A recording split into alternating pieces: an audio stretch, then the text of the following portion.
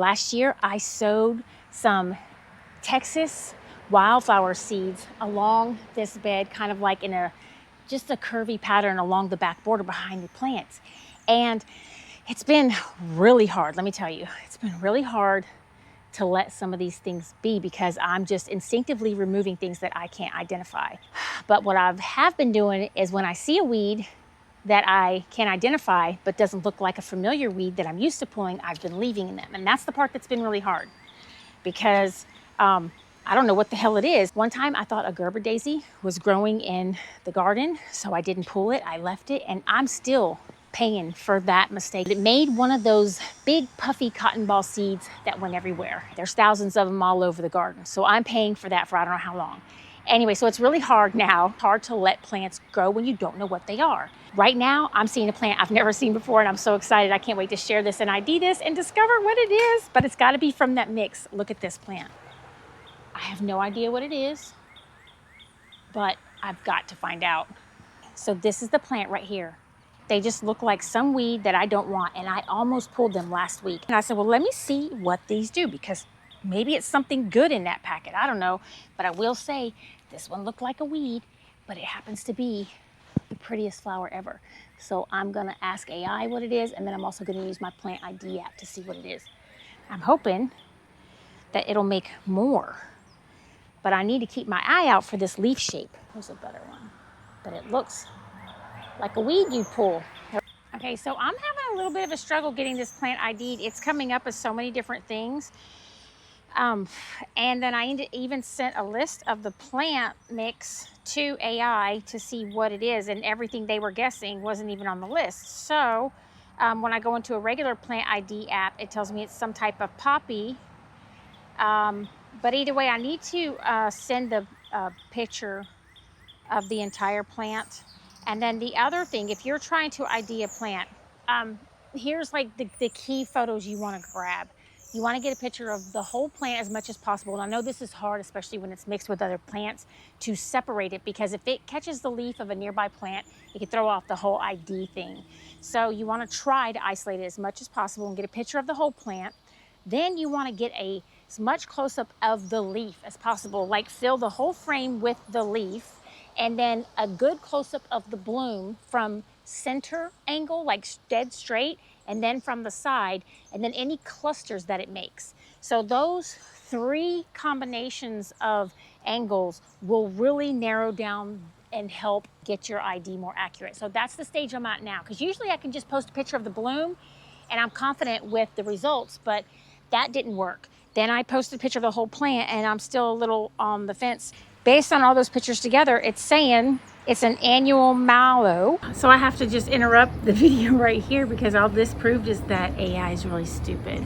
As soon as I was able to sit down and look at the list, the name jumped out at me because from everything it was describing, kept saying Poppy Mallow, and it was actually going into all this detail telling me that it looks like a Poppy Mallow, but it's not low enough to be a Poppy Mallow. So that's what was throwing the whole thing off, and it knew that this plant was tall. So then I went into all this ordeal explaining how maybe it's because of the shade that it's taller. Anyway, turns out it's a tall Poppy Mallow, and I'm really glad that I figured it out because I want to share this plant.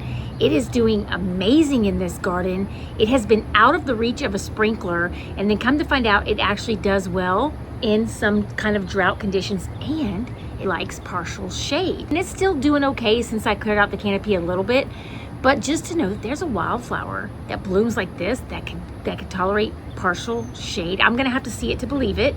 It seems really happy now. This plant is covered in buds. When I tell you it's covered in buds, I mean, so you can see, look at this flower head here, and this flower head here. It's just full of flower heads. So back here, there is a beauty berry coming up, blocking the sprinkler head. So I've got to take it down. And I was just making a video saying how I don't promote plants that got to be babied. Well, this is a native black-eyed Susan, and I don't want it to keep falling on this plant. So I'm just pulling it off to the side so this plant can have its space. And then I'm also reducing some nearby competition. And right in front of this is Bluebonnets. And then there's a little blanket, Indian blanket.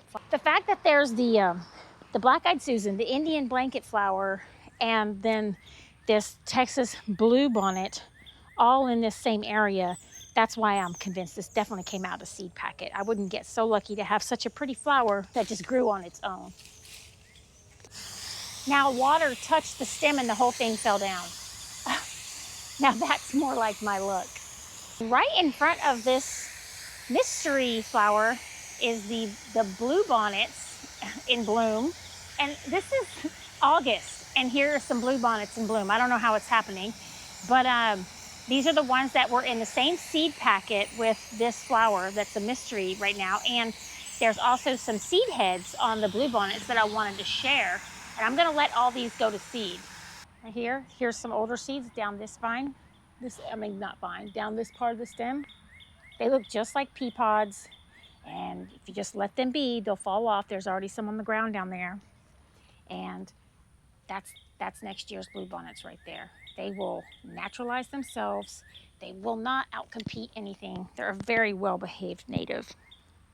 They make a very nice ground cover, a very nice natural ground cover. And bluebonnet plants are actually really pretty in the winter. They overwinter very well. When we had a super hard freeze, when there was ice and snow that had been on the ground for a week, from that moment on, I became a big fan of those bluebonnets. The other thing that I'm doing for this flower that I just found is I am opening up this canopy.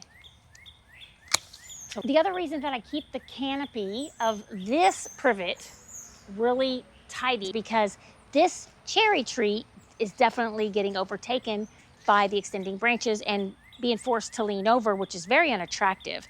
So I wasn't able to ID this in my last video, and now, thanks to some really friendly commenters on my channel, I've gotten a couple insights from people that said they believe it is a Kwanzan cherry tree.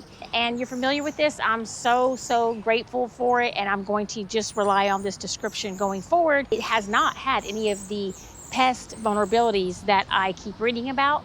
All the other plants nearby have had webworm. We had a couple really bad infestations for 2 years in a row. And this one was spared both times. Thank you for narrowing that down. I really appreciate it. But this tree gets negatively impacted by the canopy of this privet. All about letting light in.